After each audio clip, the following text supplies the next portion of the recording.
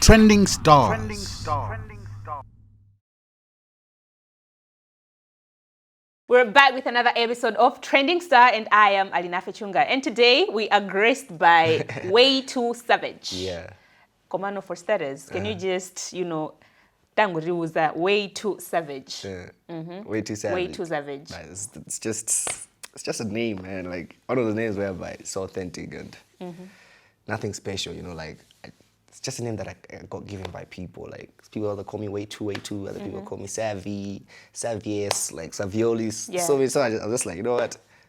It's just a name, and I've got this name like in 2014. I've been Oh, Way2 that's a long Savage. time ago. Yeah. WAY2SAVAGE. I love the consistency. I love the consistency. Yeah, and also, and I mean, when the snippet dropped, we were like, guys, Nyimboy, is it Malawian? And Yeah. for starters, guys, how Malawian are you? I'm half caste, I say. Half caste. Half caste. My father is Malawian. My mother is South African. Okay. Yes, I was born here, raised in SA, then came back here in Malawi. Yeah, so yeah. All right, so for someone that's like, yeah, Samata. I speak properly. Like, Yeah. It's just that sometimes the judges must have so come out, I'm like, oh God. Because I forget words sometimes. Yeah. So I'll be like, guys, but I'll speak English or something. Then especially when I'm excited so much, Yeah. I forget speaking to you English. I'll start speaking to you in my language. I'm Oh, wow. Please don't do that here. Because no, I'm not gonna do that. Now No, I'm going to yeah. get lost. I'm going to be like, all right, now tell us about the Tandigwiritse song. Now, Kwinago, we understood it was in Chichewa, but now, como city Mamfago? Okay. I feel like it's an obvious song, but it's just that languages, right? But then if you listen to the things that I was saying in Chichewa and the things that I was saying in Zoo, it's like the same concept. Because the song is about, it's a love song, telling a girl that you should hold on to me, because I also want that soft life, you know, like I want to do so much, like with you. But if you doubting this stuff, I'm not going to be having the energy to do that as well, So I need you like to believe in me, and I also need you like to be there, So just hold on to me. That's why it's Tandigwiritse. So I feel like people where they don't understand is that where I say go to a maseng hambile uzongkhumbula mina. Yeah. So since you don't want to be with me, but once I'm gone and once I make it, you're gonna remember me, So that's what it says. Yeah. And I was here thinking that's the sweetest line of the song.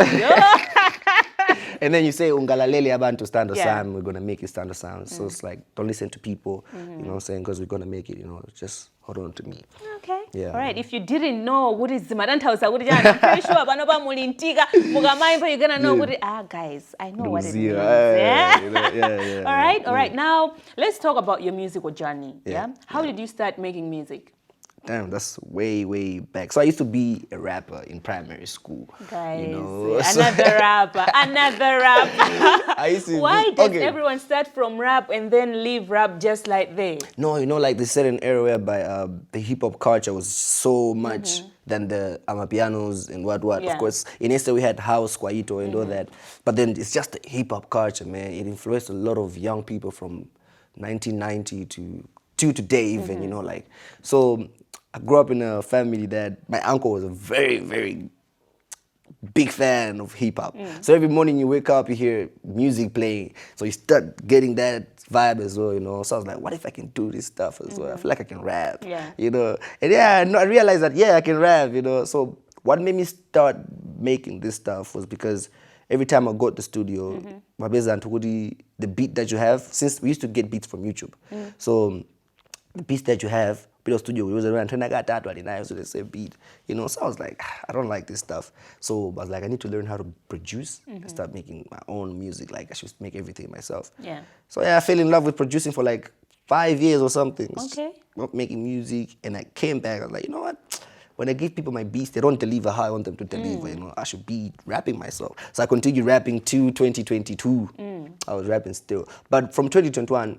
I think from 2020 to 2021, I had a friend who was like, this rapping stuff is going to kill your career, What if you try this amapiano thing? I'm like, but I was already on amapiano, like just listening and stuff. When Cups the Smoke came up in 2019 and 18, I was like, okay, so I made my own first song, 2021, amapiano. I was like, okay, but I was still trapping. Until when I went back to SA. I stayed there for like 3 to 4 years, not coming here. I think three years without coming to Malawi. And then I went to SA, I met Lala Tugzin. That guy, you know Lala Tugzin? Yeah. I met Lala Tugzin. He took me to his studio. He taught me how to make 3-step because I was blown by E-Plan. I was like, bro, this song is too much. It's not about piano. What genre is this? Yeah. You know, so he was telling me this is 3-step. It's just a new genre, fresh and stuff. So when I came back to Malawi, I was like, you know what? I'm gonna take this to Malawi. There's no one making this in Malawi. Oh, okay. Yeah, so I came here 2024 in December. Yeah. So it was just working, you know, getting booked as a DJ because I'm a DJ as well. Okay. Yeah, so it's multi-talented. Okay, multi-talented. He can sing, he can produce, he can DJ. You do weddings. It's not gonna be a wedding because as much as I've experienced Malawian weddings, people love Aina.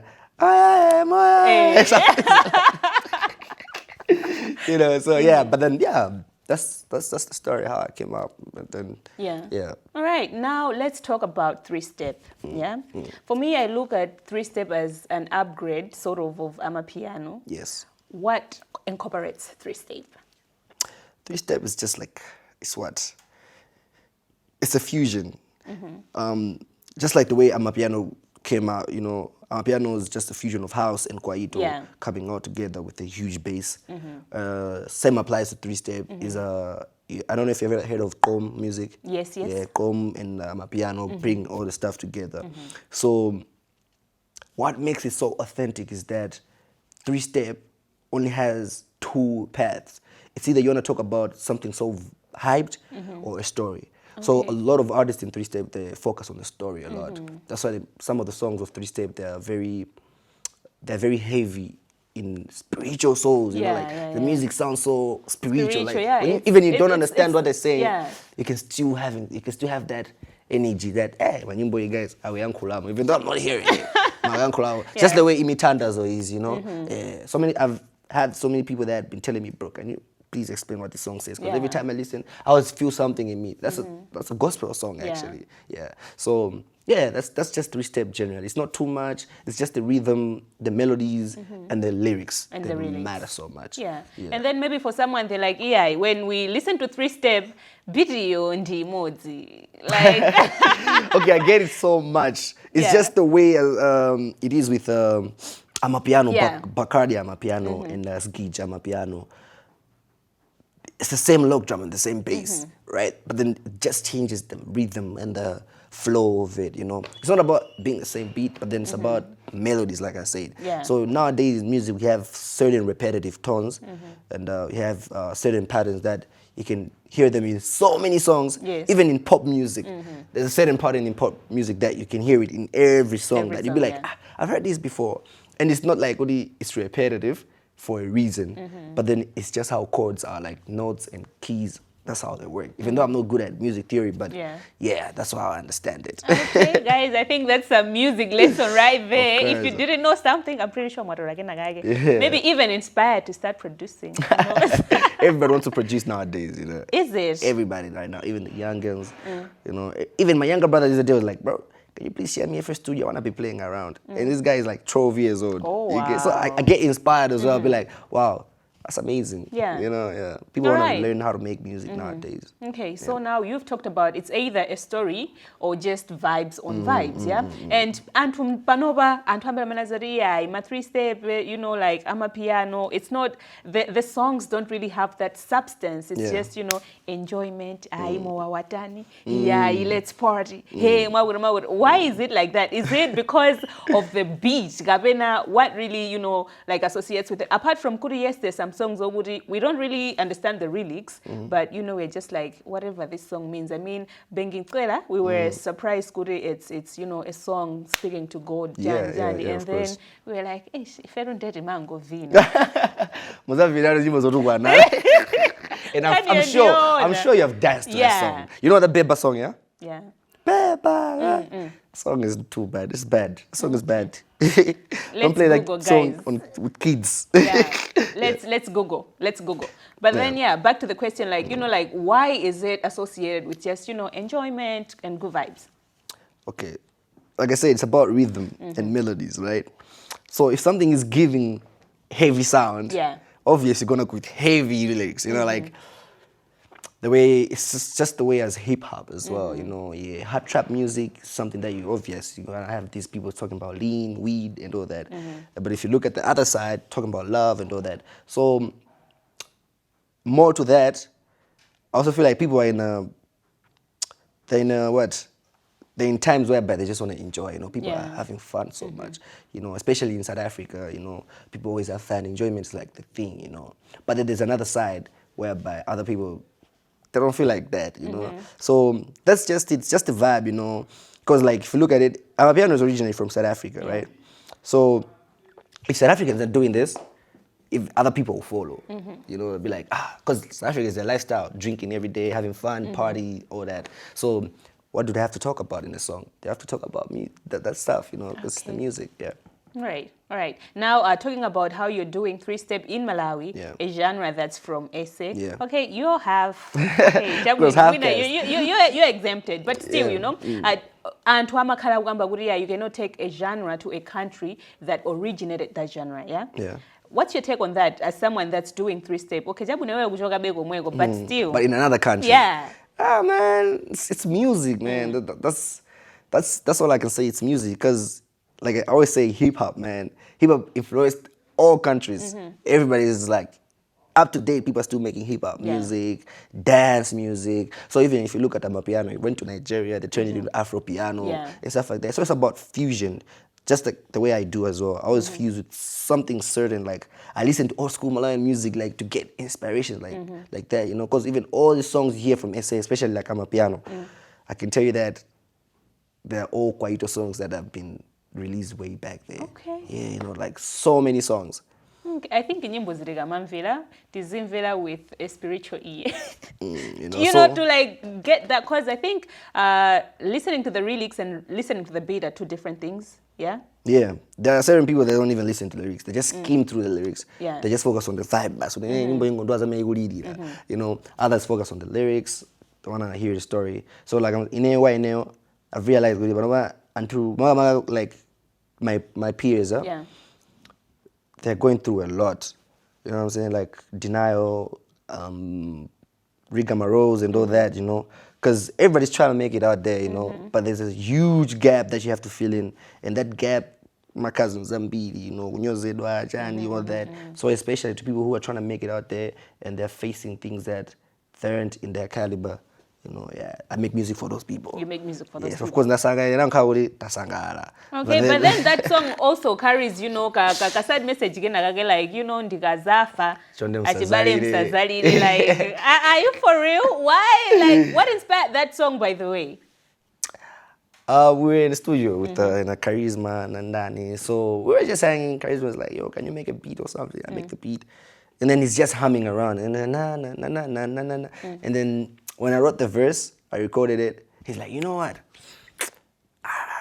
Not that verse, you know. Let's try another one. And he's like, I have a concept, like, when I die, people shouldn't cry because I've had fun so much. Yeah. So we changed the lyrics, we recorded it again. And Meankabwera Zeze was taking a bath. Meankabwera Zeze, I don't know what I say. I want you to sing Ndigazafa. Chonde msazalile bas. You know, like, okay. Did the song was complete. So I don't know what inspired the song, honestly. I would lie, man. Like, it was just a vibe. Yeah. You know, just listening to other people's idea. Because there's a saying in Chichewa that says, Muru janjan, Muru mozi suze zadenga. Yeah. You know, so, yeah, it was just one of those things, you know, because all my songs, like, it's just me alone, you know. Like, I don't really like sharing my studio with people so much. Because, like, I'm so insecure, you know. So, yeah, nothing inspired us, so I shouldn't lie. Okay, all right. It's just Sangala. Please, if I die, don't cry. Yeah. That's coming from me now, yeah? Sazali, guys, enjoy. I feel it enjoy. All right, now talking of your journey now as an up-and-coming artist in Malawi. Yeah. Can you just tell me, Woody, how is the journey going so far? It's tough, Bwana.